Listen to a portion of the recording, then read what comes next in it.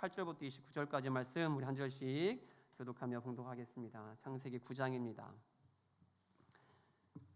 창세기 9장 18절부터 29절까지 말씀 한 절씩 우리 교독하겠습니다. 제가 먼저 18절의 말씀을 봉독하겠습니다.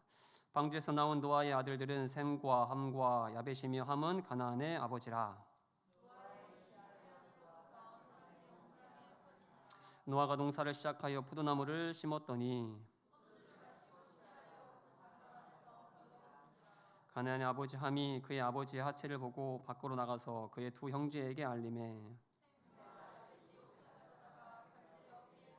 뒷걸음질을 쳐서 들어가서 그들의 아버지의 하체를 덮었으며 그들의 얼굴을 돌이키고 그들의 아버지의 하체를 보지 아니하였더라. 노아가 술이 깨어 그의 작은 아들이 자기에게 행한 일을 알고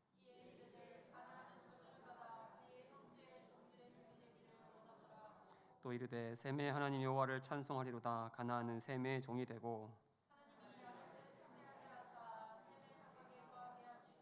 가나안은 그의 종이 되게 하시기를 원하노라 하였더라.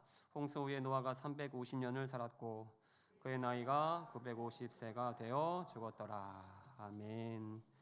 오늘 실수 그 이후라는 제목으로 함께 은혜 나누기 원합니다. 미국 메이저리그 선수 중에서 가장 최고의 선수 혹시 누군지 아십니까? 로우나 누군지 혹시 아니? 현재 생존하고 있는 베이브 루스를 능가할 수 있는 선수일 것 같습니다. 이 선수가. 사진 띄워주시죠. 이 선수 그렇죠? 혹시 아십니까? 오타니라는 선수인데요. 이 선수가 왜 특별하냐면 보통 타자면 치는 거, 그러니까 타자면 타자 치는 걸 잘하든지 투수면 던지는 걸 잘하는데 그 선수는 잘 치기도 하고 잘 던지기도 합니다. 두 가지를 동시에 다 잘합니다.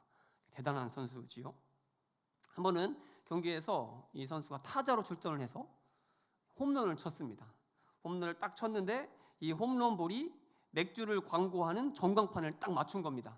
혹시 저 노란색 동그라미가 맞춘 부분이고 그걸 확대했던 옆에 네모난게 까맣게 나간 부분이 공에 맞아서 전광판이 이렇게 이제 까맣게 된 부분입니다. 그런데 며칠 뒤에 어떠한 일이 일어났을까요? 바로 사진 띄워주시죠. 이런 제품이 출시가 되었습니다. 전광판을 그대로 그 모양 그대로 제품화해서 출시한 거예요. 저 제품이 불티나게 팔렸다고 합니다. 저 전광판 바로 아래에 같은 종류의 다른 그러니까 브랜드만 다른 제품이 있었는데 그 제품 그 회사에서 엄청 억울했답니다. 우리 전광판이 맞았어야 되는데. 그렇습니다. 살면서 누구나 위기를 겪을 수 있는 것 같습니다. 문제가 생길 수 있죠. 전혀 예상하지 못한 그 문제와 위기로 인해 당황할 수 있습니다. 그런데 중요한 것은 무엇일까요? 그 위기를, 그 문제를 어떻게 대처하는가. 위기 이후의 태도가, 문제 이후의 태도, 대책이 중요하다라는 사실이죠. 새해도 벌써 거의 한 달이 다 지나가고 있습니다. 다들 새해 계획을 잘 세우셨죠? 계획대로 잘 진행이 되고 있습니까? 우리 어떻게 통독은 잘 하고 계신가요? 늘 협박하고 있어가지고 오늘 제가 지금 못하고 있는데 왜 하는 거 빨리 하라고 오늘 말씀 때문에 1분 내가 안 했다고 이 얘기를 하려고. 그렇습니다. 우리는 전혀 예상하지 못한 문제와 위기를 맞닥뜨릴 수 있습니다. 그게 나의 실수일 수도 있고 또 다른 누군가의 실수로 그 문제나 위기를 겪을 수 있다는 겁니다. 그래서 계획대로 뜻한 대로 일이 진행되지 못할 수도 있습니다. 오늘 본문의 노아도 마찬가지였죠. 이제 하나님의 특별한 은혜 속에서 노아는 하나님의 진노를 면할 수가 있었습니다. 또한 특별한 은혜 속에서 하나님의 새로운 부르심, 사명을 감당해야 했습니다. 그런데 그런 와중에 온 인류를 책임져야 하는 이 중차대한 사명을 감당해야 하는 노아에게 무슨 일이 일어났죠? 20절, 21절 말씀 우리 다 함께 다시 한번 한 목소리 봉독합니다. 시작. 취하여 그 장막 안에서 벌거 벗은지라. 그렇습니다. 노아가 술에 취해 뻗었습니다. 그것도 실오라기 하나도 걸치지 않은 채로 드러누워 자고 있었죠. 술을 마셔보신 분은 알겠지만 보통 언제 옷을 벗습니까? 다들 모른 척하고 계시는데 제정신이 조금이라도 남아있으면 옷을 다 벗진 않으시죠? 종희 집사님? 그렇죠? 모르시죠? 그렇죠. 죄송합니다. 그렇죠. 당연히 모르시죠. 제가 그렇죠. 역시 설교 잘 집중하고 계시네요. 완전히 필름이 나간 상태, 그렇죠? 보통 부모도 알아보지 못한 지경에 이르면 그때 옷을 다 벗지 않습니까? 저 왜 이렇게 잘할까요, 그거를? 그렇다면 그 정도가 되었다면 그 전에는 어떤 상태였다는 거겠습니까? 옷을 다 벗고 쓰러져서 자기 전까지 노아가 술에 취해서 어떠한 짓을 했는지 대략 혹시 상상이 되실까요? 또 했겠죠. 당연히 또 했겠죠. 그리고 술에 취해가지고 토도 했고 또 아마 동네방네에 막 소리 지르면서 다녔을 수도 있겠죠. 그렇죠? 온갖 추태를 다 부렸을 수도 있겠죠. 그리고 더 부끄러운 것은 그 모습을 누가 봤을까요? 가족들이 보았고 오늘 말씀처럼 누가 보았죠? 그의 아들들이 다 지켜봤다는 겁니다. 그래서 함이 이 모습을 보고 어떻게 했습니까? 다른 형제에 찾아가서 그냥 알린 것이 아니라 흉보듯 알렸다라고 말씀을 전하고 있습니다. 자, 그런데 노아가 어떤 자였다라고 말씀 전하는지 혹시 아십니까? 하나님께서 노아를 어떤 자라고 평가했는지 아십니까? 우리 창세기 6장 9절 우리 다 함께 봉독하시죠. 시작. 이것이 노아의 조건이라. 노아는 의인이요 당대의 완전한 자라. 그는 하나님과 동행하였다. 노아는 의인이었다. 당대의 완전한 자, 또 하나님과 동행하던 자였다. 지금 노아의 나이가 대략 600살 정도 됐으니까 노아는 수백 년 동안 하나님과 동행하던 자, 하나님과 엄청 친했던 자였습니다. 그가 바로 노아였다는 거예요. 그런데 그런 노아가 의인, 완전한 자, 하나님과 동행했더니 노아가 지금 무엇을 하고 있었습니까? 어떤 상태였다고 말씀 전합니까? 술에 취해 널브러져 있었다. 옷을 다 벗고 아들들 앞에서 추한 꼴을 보이고 있었다. 어떻게 이럴 수가 있을까요? 다른 사람은 몰라도 노아는 이러면 안 되는 것 아닙니까? 노아라면 그쵸, 이러면 안 되는 거죠. 새벽기도 때 제가 이 말씀을 전하면서 한번 언급했던 이야기인데, 제가 참 존경하던 목사님, 저희 안효 목사님 다음으로 두 번째 존경하던 목사님이 최근에 완전 무너지는 것을 보았습니다. 평생토록 쌓은 공든탑이 와르르 무너지는 모습을 보았습니다. 어떻게 그럴 수가 있을까 싶었습니다. 어떻게 평생토록 자신이 강단에서 전한 말과 정반대 행동을 할 수 있을까? 전혀 다른 삶을 살 수 있을까 싶었습니다. 한동안 상당한 실망감 가운데에 그분이 쓴 모든 책을 다 버려야 하는가 싶을 정도로 좀 실망했습니다. 그런데 가만 생각하면 생각할수록 어떻게 그럴 수 있을까가 아니라 사람은 누구나 다 그럴 수 있다라는 생각을 하게 되었습니다. 그 목사님만이 아니라 오늘 본문의 노아도 그랬고, 우리가 그렇게 좋아하는 다윗도 그랬고, 또 예수님의 수제자 베드로도 그랬고, 그러니 당연히 누구도 나도 우리도 그럴 수 있다는 것 아니겠습니까? 생각하면 생각할수록 그게 정답이다라는 것이 깨달아진 거죠. 우리도 실수할 수 있습니다. 우리도 넘어질 수 있습니다. 그러니 실수해도 괜찮다는 것을 말하는 것이 아닙니다. 그러니 죄 가운데 무너져도 전혀 상관없다라는 말도 아닙니다.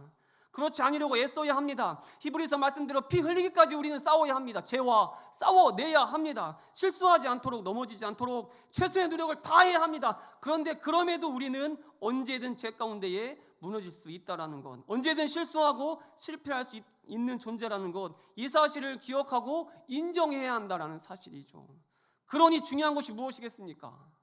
실수하지 않는 것, 넘어지지 않는 것 너무 중요한데, 그럼에도 더 중요한 게 뭐냐면 실수 이후에, 실패 이후에, 그 위기와 문제 이후에 우리가 어떻게 해야 하는가, 위기 이후에 우리의 태도가 중요하다. 그래서 위기를 오히려 기회로 바꾸어낼 수 있어야 한다라는 사실입니다. 오늘 노아는 위기 앞에 서게 되었습니다. 자신의 실수로 인해 돌이킬 수 없을 것 같은 문제 앞에 서게 되었습니다. 그런데 노아는 그 위기를 어떻게 대처했습니까? 위기에 대한 노아의 태도는 무엇이었죠? 우리 24절, 27절 좀 길지만 다 함께 한 목소리로 다시 한번 봉독합니다. 시작. 이에 이르되 가나안은 저주를 받아 그의 형제의 종들의 종이 되기를 원하노라 하고, 또 이르되 셈의 하나님 여호와를 찬송하리로다. 가나안은 셈의 종이 되고 하나님이 야벳을 장대하게 하사 셈의 장막에 거하게 하시고 가나안은 그의 종이 되게 하시기를 원하노라 하였더라. 위기 앞에 노아의 선택은 무엇이었습니까? 자신의 실수 앞에서 노아의 반응은 무엇이었죠? 바로 자식을 저주하는 것이었습니다. 아들을 저주하는 것이었습니다.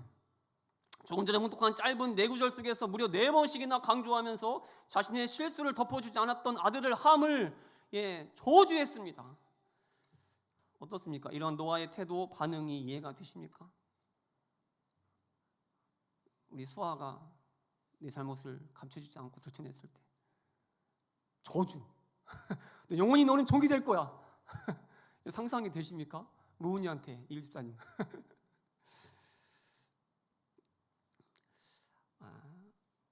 아무리 아들이 자신의 실수를 들추었다 해도, 숨겨주지 않았다고 해도 자식을 저주하는 아비가 말이 된다고 생각하십니까? 평생토록 종으로 살라는 이 저주의 말이 가당키나 하십니까? 그렇다면 노아가 이렇게 반응한 이유가 무엇이겠습니까? 자신의 실수, 자신의 무너짐에 너무나 어이없는 선택을 한 이유가 무엇이겠습니까? 아들을 저주하는 말도 안 되는 짓을 저진 이유가 어디에 있었겠습니까? 바로 자신이 어떻게 그 자리에 서게 되었는지를 노아는 잊었기 때문입니다. 그가 어떻게 하나님의 택하심을 받게 되었는지.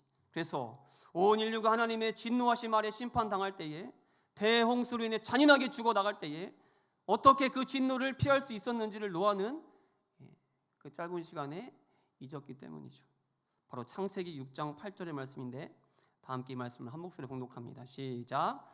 그러나 노아는 여호와께 은혜를 입었더라. 그렇습니다. 노아는 결코 그가 잘나서, 그가 하나님 보시기에 완벽해서 완전해서 의인이라 인정받은 것이 아니었습니다. 그래서 당대의 완전한 자라고 칭찬을 받은 것도 아니었습니다. 노아의 노아됨은 오직 은혜였습니다. 그는 언제나 하나님의 은혜를 구했던 자, 하나님의 긍휼하심을 구했던 자였다는 겁니다. 그래서 이 창세기 6장 8절의 말씀을 원어에 가깝게 해석하면 이렇게 번역이 되는데, 그러나 노아는 여호와께 은혜를 입었더라를 원어에 가깝게 번역하면 이렇게 됩니다. 노아는 여호와의 눈에서 은혜를 발견했다. 여호와의 눈에서 은혜를 발견했다. 노아는 늘 은혜를 구했던 자, 죄로 가득한 세상을 진노의 눈으로 바라보시는 하나님의 눈 속에서 그럼에도 노아는 은혜를 구했습니다. 은혜를 찾았습니다. 그리고 마침내 노아는 그 은혜로 하나님의 긍휼하심으로 진노를 피할 수 있었던 겁니다. 아니, 하나님의 특별한 은혜와 사랑으로 인류의 새 출발을 준비하는 자리에 설 수 있었다라는 사실입니다. 그러므로 노아는 이 실수 앞에서, 자신의 무너짐 속에서 가장 먼저 해야 할 일은, 가장 먼저 기억해야 할 것은 바로 저주가 아니라, 분노도 아니라, 자신의 잘못을 덮는 것도 아니라 바로 다시 은혜여야 했습니다. 온 세상을 멸하시기로 작정하신 그 하나님의 진노하심 가운데 그럼에도 여전한 은혜를, 그럼에도 여전한 사랑을 누렸던 노아는 다시 그 은혜를 떠올려야 했다는 것이죠. 다시 하나님의 눈에서 노아는 은혜를 찾아내야 했다라는 사실입니다. 그리고 다시 그 은혜 앞으로 나아가는 것, 다시 하나님의 긍휼하심 앞에 엎드리는 것, 그 한 가지가 이 실수했던 그때, 자신의 죄로 넘어졌던 그때 노아에게 절실히 필요했다라는 사실이죠. 왜냐하면 노아는 오직 은혜로, 오직 하나님의 긍휼하심으로 지금의 그 자리에 설 수 있었기 때문이죠. 그 은혜만이, 그 사랑만이 노아를 노아로 살 수 있게 했기 때문입니다. 제가 참 좋아하는 책 중에 내면 세계의 질서와 영적 성장이라는 좀 어려운 제목의 책이 있는데 내용은 어렵지 않습니다. 우리 영적 성장과 성숙을 돕는 너무나 좋은 책인데요, 제가 이 책을 너무나 은혜롭게 막 읽고 있을 때 이 책을 쓴 저자에 관한 충격적인 이야기를 알게 됐습니다. 바로 이 책을 쓴 저자 고든 맥도날드라는 목사님이 성 문제를 일으켜 교회에서 사임했던 전력이 있다는 이야기를 우연히 알게 된 거예요. 그 책을 너무 감탄하면서 또 도전받으면서 읽고 있던 그런 상황이어서 그 내용을 알고 그 배신감이 몇 배로 더 컸습니다. 그렇게 이 목사님은 그 성추문 이후에 모든 것을 다 내려놓았다고 합니다. 아니, 내려놓을 수밖에 없었다고 합니다. 이제 그는 자신의 모든 삶이, 모든 커리어가 끝났다고 생각했습니다. 이 땅에서의 자신의 삶은 모두 망가졌다라고 생각했습니다. 하나님께 버림받을 것이라는 무서운 생각도 들었습니다. 그리고 다시는 과거의 그 좋았던 때로, 하나님께 쓰임받았던 때로 돌이킬 수 없을 것이라 생각했습니다. 그렇게 낙심하고 있을 때, 그렇게 다 포기하고 있을 때에 그럼에도 목사님이 생각한 것은, 목사님이 결단한 것은 그럼에도 다시 하나님 앞에 나아가는 것, 다시 하나님 앞에 서는 것이었다고 합니다. 다시 하나님의 말씀 앞에 나아가겠다라고 결단했다고 합니다. 그래서 매주 말씀을 들고 단위에 섰던 그런 자리가 아니라, 강단이 아니라 한 사람으로, 한 성도로 자신을 전혀 알아보지 못하는 작은 교회의 예배당에 앉아서 다시 하나님의 은혜를 사모함으로 그 자리에서 엎드렸다고 합니다. 하나님의 말씀을 듣기 위해 다시 그 자리로 나아갔다라고 합니다. 그렇게 3년이라는 시간을 통해 철저히 하나님 앞에 엎드리는 시간을 통해서, 또 하나님의 말씀을 듣는 그 시간을 통해서 그 은혜로 회복되어 그 말씀으로 다시 일어나 지금까지, 그 이후에 지금까지 다시 영향력 있는 목회자로 미국에서 여러 사역을 감당하고 있다라는 이야기를 또 알게 되었습니다. 그래서 그는 지금도 한때 자신처럼 실패 가운데에 절망하고 있는 자들에게 이렇게 늘 조언한다고 합니다. 내용을 읽어드리겠습니다. 저도 실패했었습니다. 그래서 저도 모든 것을 잃은 경험이 뭔지 알고 있습니다. 그런 순간에는 당신을 믿어왔던 사람들이 당신을 떠나 다시는 나타나지 않게 되는 경우도 있습니다. 그러나 중요한 것은 그 실패의 순간에도 하나님이 함께 하시며 하나님께서 하시는 말씀이 무엇인지 귀 기울여야 한다라는 겁니다. 그 실패의 순간에도 다시 하나님의 은혜 앞에, 하나님의 말씀 앞에 엎드리는 것, 그것이 필요하다라는 거죠. 왜냐하면 우리는 오직 은혜로 살기 때문이죠. 오직 은혜로 이 자리에 서 있기 때문입니다. 오늘도 그 은혜를 사모함으로 이 자리에 나오신 줄 믿습니다. 사모할 때 그 은혜를 부어주실 줄 믿습니다. 지난주 교회에서 아이들에게 아마 어린이부에서 그 초콜릿, 혹시 그 사진 띄워주시죠. 저 초콜릿 혹시 아십니까? 저 비싼 초콜릿을 아마 선물로 줬던 것 같습니다.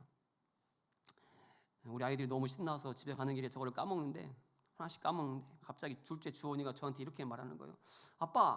아빠는 페레로 로쉐 같아. 이렇게 그러는 거예요. 그래서 제가 왜? 라고 물었습니다. 그랬더니 주원이가 이렇게 말하는 겁니다. 페레로 로쉐는 겉모양은 참 볼품없는데 안은 달콤하잖아. 아빠도 겉은 못생겼는데 안은 착해. 기분이 묘했습니다. 칭찬인 듯 칭찬 아닌 칭찬 같은 이 말에 뭐라고 답을 해야 될지 몰랐습니다. 근데 참 묘사는 기가 막히지 않습니까? 근데 말씀을 준비하면서 주원이 이 페레로 로쉐 같다라는 말이 저에게는 칭찬으로 들렸습니다. 그것도 극찬으로 들렸습니다. 지금의 저의 상황에서는. 그리고 우리 모두도, 우리 교회 모든 성도님들도 이 페레로 로쉐 같았으면 좋겠다는 생각을 했습니다. 우리의 겉모습은 우리의 실수로, 우리의 실패로, 우리의 넘어짐으로 깨지고 부서지고, 그래서 겉모양은 볼품없을지라도, 다 망가질지라도, 그래서 모두가 못생겼다라고 말할지라도 우리의 안은, 우리의 내면은, 우리의 중심은 오직 은혜로, 오직 하나님의 사랑으로, 오직 하나님의 긍휼하심으로 달콤한 인생이길, 하나님의 그 은혜와 사랑을 증거하는 멋진 인생이 되길, 그러면 참 좋겠다는 생각을 했습니다. 우리 이런 축복의 마음을 담아 옆 사람 보고 이렇게 인사해 보시죠. 당신은 정말 페레로 로쉐 같습니다. 기분 묘하시죠? 저도 딱 그런 기분이었어요. 화를 내야 되는 건지 고맙다고 해야 되는 건지, 어쨌든 좋은 겁니다. 좋은 겁니다. 그렇다면 우리가 이 페레로 로쉐 같은 사람이 되기 위해서, 이 페레로 로쉐 같은 인생이 되기 위해 해야 할 건 무엇이겠습니까? 오늘도 내일도 평생토록 넘어지더라도 깨지더라도 겉모양에 신경 쓰는 것이 아니라 하나님의 은혜 앞에 엎드리는 것, 하나님의 사랑 앞에 엎드리는 것, 하나님의 말씀에 귀 기울이는 것, 그런 우리 금요 기도자가 되시길 온 마음 다해 축복합니다. 때로 넘어지고 때로 실수하고, 그래서 돌이킬 수 없을 것 같은 상황에 처하더라도 다시 일어나 오늘처럼, 지금 이 시간처럼 은혜의 자리에 서시기를, 오늘처럼 하나님의 긍휼하심을 구하는 자리에 서시기를, 그래서 우리의 삶을 통해, 우리의 연약함을 통해 놀라운 일을 행하실 그 하나님을, 행하시는 하나님을 자랑하는 우리 모두가 될 수 있길 온 마음 다해 축복합니다. 다 함께 기도하시겠습니다.